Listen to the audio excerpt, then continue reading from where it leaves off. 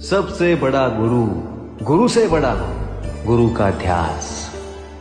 गुरुच्या भेटीची दर्शनाची आस लागणं म्हणजेच ती मार्ग.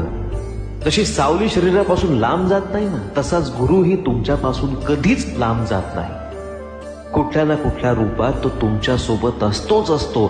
फक्त ते रूप तुम्हाला ओळखता यायला हवं.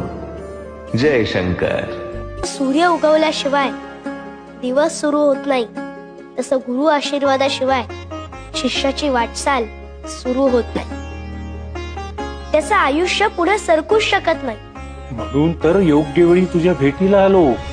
गुरु भेटी होता चित्त स्थिर होय, तळमळ जाय मनाची ते.